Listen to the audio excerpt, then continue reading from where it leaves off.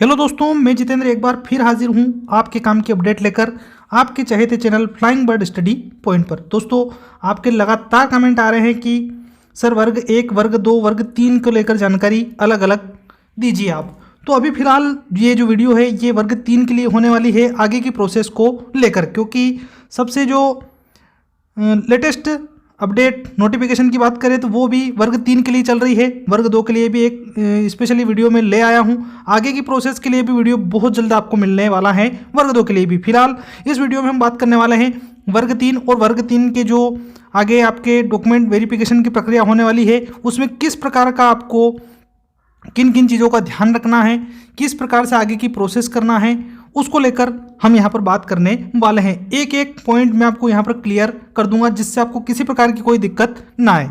तो चलते हैं। सबसे पहले जैसे ही आप TRC गूगल या क्रोम पर आप सर्च करेंगे तो इस प्रकार का लोगो आपके सामने खुल जाएगा। जैसे ही आप ये खुलता है लोक शिक्षण संचालय, यहाँ पर आपको क्लिक कर देना है आगे की प्रोसेस के लिए। जैसे ही आप क्लिक करेंगे आपके सामने ये 3 पोर्शन खुल जाएंगे, उच्च माध्यमिक वर्ग 1 के लिए, माध्यमिक वर्ग 2 के लिए और प्राइमरी वर्ग 3 के लिए। तो हमें काम है वर्ग 3 से, तो इसको आपको क्लिक कर देना है आगे की प्रोसेस के लिए। जैसे ही आगे हम क्लिक करेंगे उसके बाद mponline.gov.in पर ये आपकी स्क्रॉल करते करते आपको नीचे की तरफ जाना है।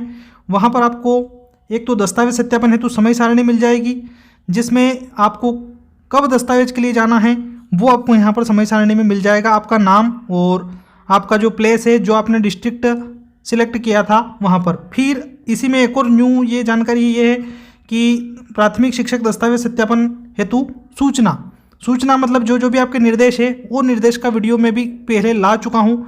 अगर वीडियो वॉच नहीं की है तो वो वीडियो आप वॉच ज़रूर कर लेना। आगे की जो स्पेशली न्यूज़, स्पेशली जो अपडेट है वो अब हम यहाँ पर देखने वाले हैं आगे। तो ये निर्देश तो मैं आपको बता चुका हूँ। वैसे भी इसी निर्देश में अगर हम आगे चलते हैं, निर्देश वाला वीडियो मैंने आपके लिए बना दिया है।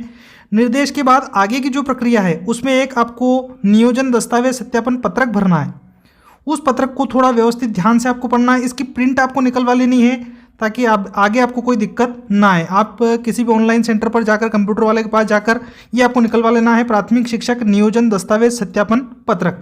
इसमें शीर्षक, विवरण और प्रमाण पत्र संलग्न हाँ या नहीं, लागू नहीं, ये चीज़ आपको यहाँ पर शो करनी है। सबसे पहले अभ्यर्थी का नाम, यानी यहाँ पर आपका नाम आ जाएगा। पिता या पति का नाम, जो लेडीज़ है तो वो अपने पति का नाम लिख देगी और जो जेंट्स है तो वो अपने पिता का नाम आ जाएगा। जो मैरिड है, अनमेरिड है, वो आप इतना कर सकते हो। पता आपका जो पता है आधार कार्ड में वो पता आपका आ जाएगा। मोबाइल नंबर जो आपका रजिस्ट्रेड है वही रजिस्ट्रेड मोबाइल नंबर आपको यहाँ पर लिखना है।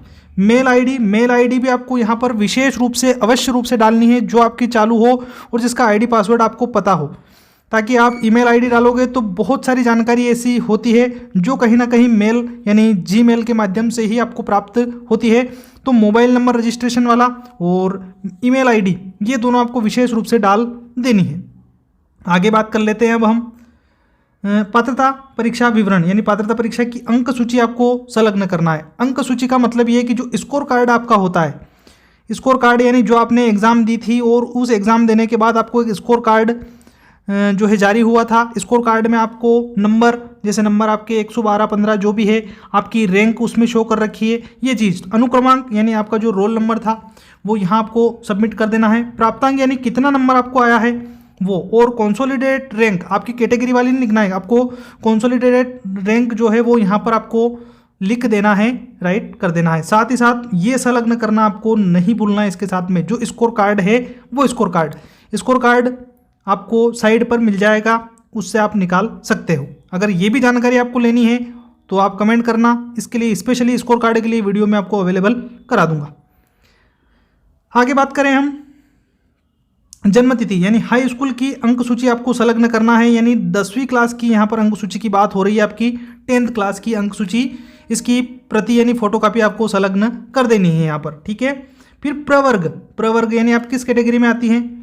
आरक्षित प्रवर्ग में होने पर सक्षम अधिकारी का वैध प्रमाण पत्र, यानी आप OBC से रिलेटेड है, SC से है, ST से है, या आप EWS कैटेगरी से आते हैं, तो जो भी आपके पास सर्टिफिकेट है वेद सर्टिफिकेट, वो वेद सर्टिफिकेट आपको जो भी जिस भी कास्ट से आप आते हैं, अगर आप आरक्षित हैं तो आरक्षित होने की स्थिति में, अगर आप अनरिजर्व में हैं, जनरल से आप फाइट कर रहे हैं, तो फिर आपको किसी प्रकार के सर्टिफिकेट की यहाँ आवश्यकता नहीं लगेगी। और साथ ही साथ एक चीज़ यहाँ पर, जैसे ये प्रमाण पत्र संलग्न हाँ या नहीं, ठीक है, तो यहाँ पर अंक सूची आपको संलग्न करनी है, तो यहाँ पर आप हाँ करना ही सही है आपको, ठीक है। फिर जन्मतिथि के लिए 10वीं की मार्कशीट आप लगा रहे हो, तो यहाँ पर भी आपको हाँ करना ही करना है। फिर आरक्षित वर्ग में अगर आप आ रहे हो, जिस भी कैटेगरी से आप आते हो, तो वो कैटेगरी आपकी यहाँ आ जाएगी और आपने जो सर्टिफिकेट लगाया वो आपका यहाँ आ जाएगा। जैसे मान लेते हैं आप ओबीसी कैटेगरी से आते हैं तो आपको ओबीसी लिख देना है, आप एससी से आते हैं, एसटी से आते हैं, ओबीसी से, या आप ईडब्ल्यूएस कैटेगरी से आते हैं तो वो यहाँ लिख देना है और सर्टिफिकेट आपका यहाँ पर हाँ आ जाएगा। और जो कहीं ना कहीं आरक्षित से आते हैं तो वो लिख देंगे अपना यू आर अनरिजर्व्ड से, और उनके लिए प्रमाण पत्र संलग्न किया कि नहीं किया तो आप लिख देंगे नहीं या लागू नहीं। ये दोनों पॉइंट आपके यहाँ पर हो जाएंगे, ठीक है। आगे है फिर हायर सेकेंडरी परीक्षा का विवरण।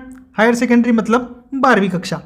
उत्तीर्ण वर्ष आपको लिखना है, जैसे 2007 में आपने उत्तीर्ण की, 2007 आपको लिख देना है। प्रतिशत जो भी आपका 54, 56, 58 जो भी कुछ, और ये आपने साथ में संलग्न करनी ही करनी है हर कैटेगरी को, इसमें आपका हाँ आ जाएगा।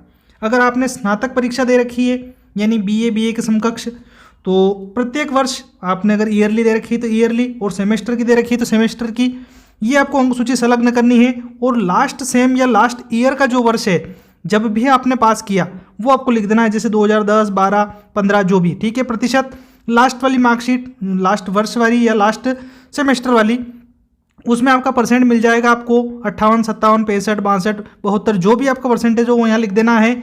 और सारी सेमेस्टर या सारी ईयरली आपको संलग्न करनी है, इस बात का ध्यान रखना है। अगर आपने ईयरली दी तो आपके 1, 2, 3 मार्कशीट 3 साल की लग जाएगी। अगर सेमेस्टर दी तो आपकी 1, 2, 3, 4, 5, 6 सेमेस्टर की आपकी मार्कशीटें लगेगी। सभी लगाना है क्रम वाइज, पहले, दूसरे, तीसरे, इस प्रकार के क्रम में, और यहाँ पर हाँ आपको लिख देना है।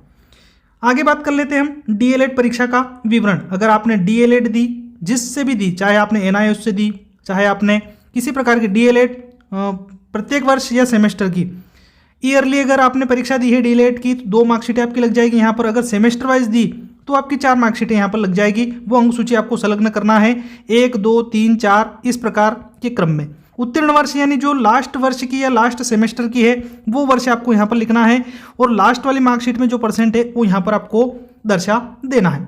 अगर आपके पास डीएलएड नहीं है, बीएड की है आपने, तो बीएड की भी आपको प्रत्येक वर्ष की, अगर ईयरली आपकी एग्जाम है, अगर सेमेस्टर में की है आपने बीएड तो वो सेमेस्टर वाली मार्कशीट लगाना है, और उसकी अंक सूची भी आपको संलग्न करके इधर आपको हाँ लिख देना है, इधर यहाँ पर।